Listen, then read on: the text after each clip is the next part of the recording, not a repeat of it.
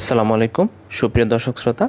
আমাদের কাছে অনেক সময় কমপ্লেন নিয়ে আসে যে তাদের দাঁতের গোড়া থেকে বা মাড়ি থেকে রক্ত আসে।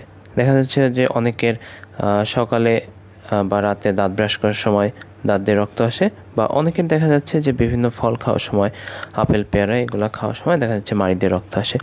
তো আজকে এটার কারণ এবং চিকিৎসা সম্পর্কে আপনাদের সাথে আমি কিছু কথা বলবো। তো সুপ্রিয় দর্শক শ্রোতা, আমি মোহাম্মদ রাকিবুল ইসলাম, কর্মরত আছি ইন্টার্ন চিকিৎসক হিসেবে রাজশাহী মেডিকেল কলেজ ডেন্টাল ইউনিটে।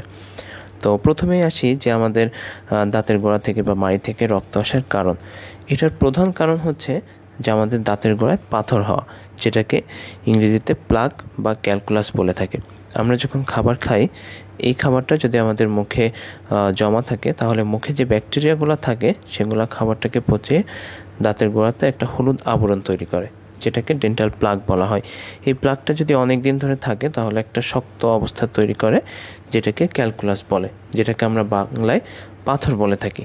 তো এই পাথরটা যদি দাঁতের গোড়াতে হয় তাহলে দেখা যাচ্ছে যে দাঁতের মাড়িটা হালকা আলগা হয়ে যায়। তো পরবর্তীতে ওখানে যদি চাপ লেগে থাকে দাঁত ব্রাশ করার সময় বা বিভিন্ন ফল বা শক্ত কিছু খাওয়ার সময়, দেখা যায় যে ওখান থেকে রক্তপাত হয়। তো দাঁতের এই যে গোড়া থেকে রক্ত আসা, এটা চিকিৎসা নিয়ে এখন যদি আপনাদেরকে বলি, তো প্রথম চিকিৎসা যেটা, সেটা হচ্ছে যে আপনার স্কেলিং করে নেওয়া। স্কেলিং করে যে প্লাক ক্যালকুলাস, এটা যদি আপনি দূর করে নেন তাহলে দেখা যাবে যে এই রক্ত পড়া এটা ঠিক হয়ে যাবে।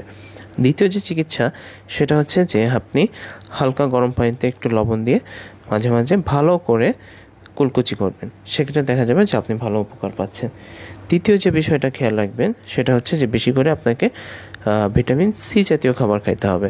এই যে টক ফলগুলো এখন বর্তমান পাওয়া যায়, যে লেবু, পেয়ারা, মালটা, কামরাঙা, আমড়া, আমলকি, এই যেগুলো আপনারা টক ফল পেয়ে থাকেন ভিটামিন সি জাতীয়, এগুলো আপনারা বেশি বেশি করে খাবেন। তাহলে দেখা যাচ্ছে যে এটা আমাদের দাঁতের রক্তপাত এগুলা বন্ধ করতে বা এগুলো ঠিক হতে সাহায্য করবে। আপনি বিভিন্ন রকম মাউথওয়াশ ব্যবহার করতে পারেন, বাজারে যেগুলো পাওয়া যায়, ওরোস্টার, বেনোস্টার, লিস্টার কেয়ার, বায়োটিন, এগুলা। তবে সবচেয়ে ভালো মাউথওয়াশ হচ্ছে যে হালকা গরম পানিতে একটু লবণ দিয়ে ভালো করে দিনে 3 থেকে 4 বার কুলকুচি করা।